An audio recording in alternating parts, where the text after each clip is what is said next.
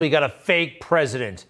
And this moment, the uncertainty with all these crazy balloons, whatever they are, China's responsibility, the very real threat to the homeland. We go from letting that one balloon sail all the way across the continent to we've got the Battle of Britain every 15 minutes without a hint of leadership from Joe. No leadership, no explanation, no thoughts, no guidance, no empathy. Wasn't he supposed to be good at the empathy? Probably because there's no political points to be made right now. Joe gets pretty passionate when it's time to blame MAGA for something. But we've seen blaming China, faulting China. No, that's not something Joe does. He's oddly very, very respectful. But I can think of 77 million reasons why he is so respectful, can't you? And let's have a bonus of 17,000 other reasons. I've spent more time with Xi Jinping, at least before we got out, than any world leader has. I've traveled 17,000 miles with him, the president of China. What a strange thing to brag about. The only constituency I can think of that would be impressed by the 17,000 miles with President Xi are Hunter's clients. All right, you know the phrase, something is so obvious you can see it from space. You can literally see these balloons from space. All right, so a lot of things happened over this weekend, none of it good.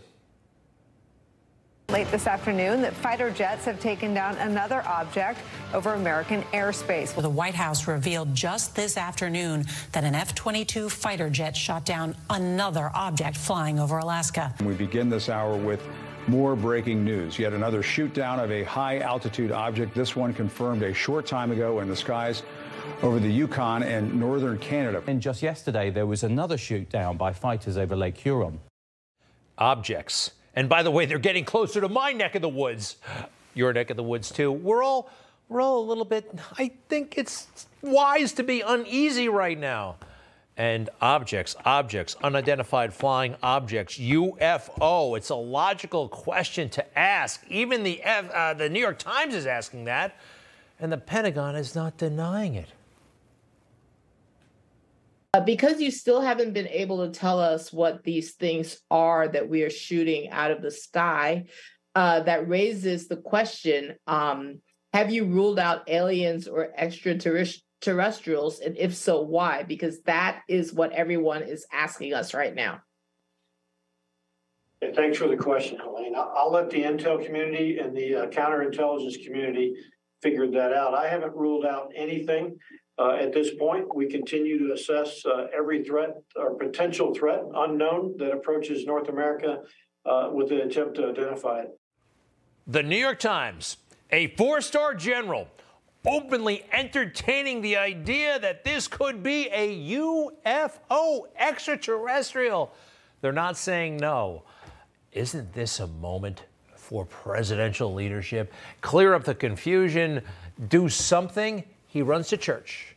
He goes to church, and then he runs right back to his SUV and does whatever he does on the weekends. I'm sorry, but isn't this why you become president for moments like these? Now, I'm told, or we're told, that behind the scenes, don't worry about it, Joe he's all over this one. Because it's so unprecedented, should the public be hearing from the president directly on this? We have been, I think, as transparent as we can be. I won't speak for the president's personal speaking schedule, but I mean, he has been deeply engaged in every one of these decisions. He's been kept informed, including as of this morning, on what's going on with recovery efforts, and he's very much staying on top of the issue and directing his team to make sure we are properly consulting and briefing not just members of Congress but state leaders as well. And of course, you know, we're also doing what we can in the public sphere. Ah, wow! Are you impressed?